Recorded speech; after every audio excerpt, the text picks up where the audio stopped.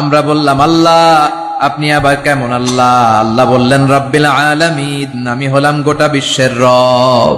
রব্বিল আলামিন, গোটা বিশ্বের রব, যত জগৎ আছে সব জগৎ সমূহের রব। আল্লাহর একটা চমৎকার নাম হচ্ছে রব। আল্লাহর একটা চমৎকার নাম কি? কবরের প্রথম প্রশ্ন কি? তোমার রব কে? আমাদের রব কে? আবার আমরা যখন সালাতে রুকু করতে যাই আমরা কি বলি? সুবহানা রাব্বিয়াল। রবের নাম আছে না? এরপরে যখন সিজদায় যাই আমরা কি পড়ি? সুবহানা রাব্বিয়াল আ'লা। আবার বিশ্বনবী যখন আল্লাহর কাছে দোয়া করতেন, বিশ্বনবী রবের নামটা শুরুতে এনে দোয়া শুরু করতেন আর পড়তেন রব্বানা আতিনা ফিদ দুনিয়া হাসানাতাও ওয়া ফিল আখিরাতি হাসানাতাও ওয়া কিনা আযাবান নার।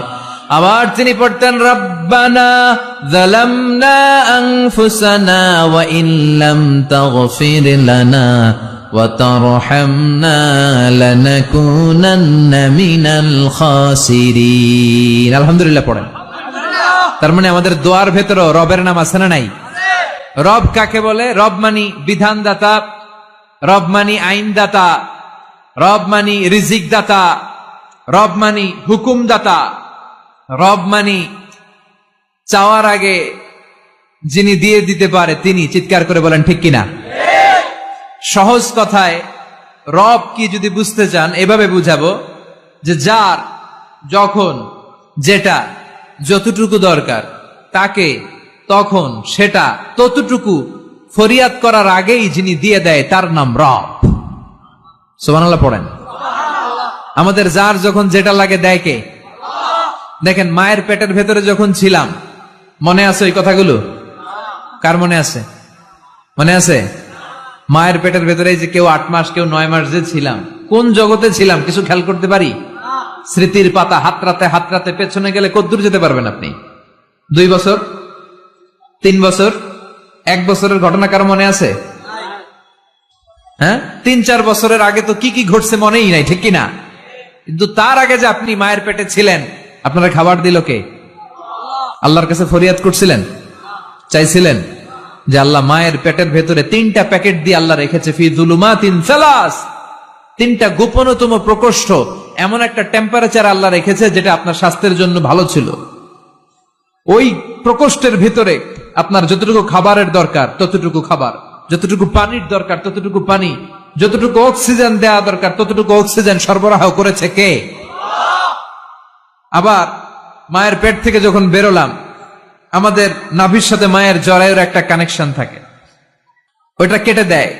কেটে দিলে বাচ্চা ওয়া ওয়া করে কাঁদে। আসলে সে আল্লাহরে ফরিয়াদ করে বলে, আল্লাহ পেটের ভেতরে 8 মাস ছিলাম, তুমি একটা লাইন দিয়ে খাবার দিছো, দেখো দুনিয়ার মানুষরা কেটে দিয়েছে, খাবো কি? আল্লাহ বলে, গোলাম চিন্তার কারণ নাই, খাবারের একটা লাইন ছিল, এর বদলে আমি তোর মায়ের বুকের ভেতরে এখন খাবারের 2টা লাইনের ব্যবস্থা করে দিলাম।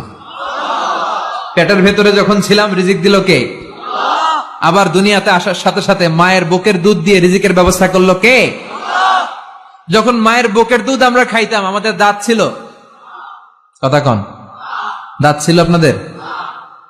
দাঁত ছিল না। দুধ খেতে দাঁত লাগে না, পানি খেতে দাঁত লাগে না, তখন দুধ খেতাম, পানি খেতাম, সুজি খেতাম। বয়স যখন 2, 3, 4 বাড়তে শুরু করলো তখন আমার শক্ত জিনিস খেতে হবে, গোশত খেতে হবে, মাছ খেতে হবে, হাড্ডি চিবোতে হবে। ঠিক তখন আমার দাঁতের দরকার আছে না নাই? ঠিক যখনই দাঁতের দরকার তখনই দাঁত দিল কে? নাকি আমরা অ্যাপ্লাই করছিলাম? অনলাইন রেজিস্ট্রেশন, যাদের দাঁত লাগবে দ্রুত অ্যাপ্লাই করেন, আসন সংখ্যা সীমিত। কি অ্যাপ্লাই করছিলাম? করি নাই। যখন দাঁত লাগে না দেয়ও নাই, যখন লাগছে তখন দিয়ে দিছে, তার নাম রব। চিল্লায় বলেন ঠিক কিনা? এত গেল মানুষের কথা। এবার আপনি গাছপালার দিকে তাকান, গাছপালাটা বেড়ে ওঠার জন্য যখন গাছপালার যেটা দরকার গাছপালারে সব সরবরাহ করলো কে? প্রাণীকুলের মধ্যে খেয়াল করে দেখেন, একটা ছোট্ট প্রাণীর যেভাবে বেঁচে থাকা দরকার সব দিল কে? আপনারা ভাল্লুক দেখছেন, সিংহ দেখছেন, বাঘ দেখছেন? আমাদের এলাকার সিংহ বাঘের চামড়া এক ধরনের, স্ক্যান্ডিনেভিয়ান যে কান্ট্রিগুলো আছে ওগুলোর সিংহ বাঘ ভাল্লুকের চামড়া আরেক ধরনের। আমাদের গুলা পাতলা, ওগুলা মোটা, কারণ ওগুলা শীত প্রধান দেশের বাঘ। আমাদের আরব বিশ্বে যে উটগুলো আছে এগুলোর চামড়া পাতলা, এগুলোর উপরে লোম নাই। কিন্তু স্ক্যান্ডিনেভিয়ান যে কান্ট্রিগুলো আছে, শীত প্রধান দেশ, ওই শীতের দেশেও আমি কিছু ভিডিওতে ওখানে কিছু উট দেখেছি, অদ্ভুত ধরনের উট, এগুলোর গায়ের মধ্যে অনেক বড় বড় লোম দেখছেন আপনারা। কিন্তু আরব বিশ্বের কোন উটের গায়ের ভেতরে বড় বড় লোম দেখা যায়? কারণ বড় বড় লোম যদি আরব বিশ্বের উটের গায়ে দেয়, এরা গরমে বাঁচবে? কথা বলেন। আবার আরব বিশ্বের উটের গা যেরকম পাতলা, এরকম পাতলা করে যদি শীত প্রধান দেশের উট আল্লাহ বানায়, ওরা শীতে বাঁচবে? প্রাণীকুলের মধ্যেও যেই প্রাণীটাকে যেভাবে বানালে তার জন্য বাঁচতে, সার্ভাইভ করতে সুবিধা হবে, চাওয়ার আগে প্রাণীকুলের মধ্যে সেই জিনিসগুলো দিয়ে দিয়েছে কে? এজন্য আল্লাহ ডেকে বললেন, গোলাম আমি হলাম রব। এই দুনিয়ার বুকে কেউ তোদেরকে আইন দিবে না, বিধান দিবে না, আমি আইন দেব, বিধান দেব। সৃষ্টি আমার, আইন চলবেও আমার, জমিনটা আমার, আইন চলবেও আমার, ঠিক কি না? আল্লাহর দেয়া রিজিক খেয়ে, আল্লাহর দেয়া নিমক খেয়ে ওই আল্লাহর রব হিসেবে মানতে চায় না, ওই আল্লাহর দেয়া বিধানগুলোরে মানতে চায় না, ওই ইসলামের কথাগুলো সহ্য হয় না, এরকম উল্লুক্কা পাঠা আছে না নাই? আমাদের রবকে আল্লাহ আমারে রব, আল্লাহ আমারে রব, দমে দমে তনু মনে তারি অনুভব। তোমার দুনিয়াতে আমি যেদিকে তাকাই, অথই নেয়ামতে ডুবে আছি সবাই। পাখ পাখালির গানে শুনি তাসবিহ কল রব, তাসবিহ কল রব। পড়েন, আল্লাহ আমারে রব। আলহামদুলিল্লাহ রাব্বিল আলামিন। আমাদের রবকে আল্লাহ বলেন, গোলাম প্রশংসা ওই আল্লাহর, যে আল্লাহ হলো গোটা জগতের রব। তিনি একটা জগতের রব নয়, তিনি হলেন রব্বিল আলামিন, ঠিক কিনা? মনে রাখবেন, আলাম মানে একটা জগৎ, আলাম মানে কি, আর আলামিন মানে অনেকগুলো জগৎ, মাল্টি ডাইমেনশনাল ইউনিভার্সের মালিক তিনি।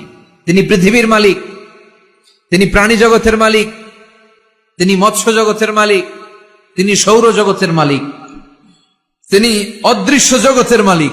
সবগুলো জগতের মালিক কে?